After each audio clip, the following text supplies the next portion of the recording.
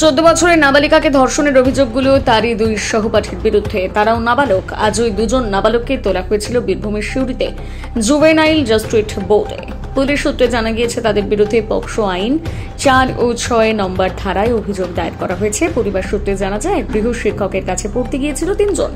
শুক্রবার ওই কিশোরীকে বাকি 2 জন কিশোর জানায় 8টার পরিবর্তে 7টার সময় পড়াবে শিক্ষক। সেই মতন কিশোরী সেখানে গিয়ে উপস্থিত হলে তাকে জোরপূর্বক ধর্ষণ করে বলে অভিযোগ। কিশোরী পরিবারের লোকজনকে সমস্ত বিষয় খুলে বলার পর সিউড়ি থানায় অভিযোগ দায়ের করা হয়েছে। এরপর আটক করা হয় ওই 2 নাবালককে।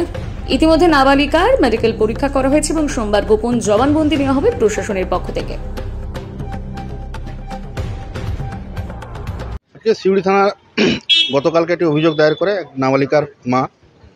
অভিযোগ ছিল তার সিউড়ি থানাতে এই মর্মে যে তার নাবালিকা কন্যা যখন একটা কোচিং সেন্টারে টিউশন পড়তে যায়, সেই সময়তে কোচিং সেন্টারের মাস্টারমশাই না আসায় একই ক্লাসের 2 জন নাবালক ছেলে তার মেয়েকে জোর করে তার ইচ্ছার বিরুদ্ধে তাকে জোর করে ধর্ষণ করে। এটা কোন থানা এলাকার ঘটনা? সিউড়ি থানা এলাকার ঘটনা। শহরের না কোন জায়গায়?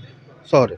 তাদেরকে আদালতে তোলা হয়েছে? তাদের কাছে জুভেনাইল জাস্টিস বোর্ডের আদালতে তোলা হয় 2 জন নাবালককে এবং প্রিন্সিপাল ম্যাজিস্ট্রেট জুভেনাইল জাস্টিস বোর্ডের 14 দিন জেলে বাইরে থাকার নির্দেশ দেন। কি সেকশন ধারায়? 4-6 পক্সো ধারায় অভিযোগ আনা হয়েছে এবং 70 সাবক্লজ 2 বিএনএস ধারায় অভিযোগ আনা হয়েছে। অর্থাৎ 2 জন অভিযুক্ত, 2 জন নাবালক, 2 জনই অভিযুক্ত। তারা কি সিউড়ির বাসিন্দা? সিউড়ির বাসিন্দা। আপনার নাম? আমার নাম অনিন্দ্য সিংহ, আমি এপিপি জুভেনাইল জাস্টিস বোর্ড।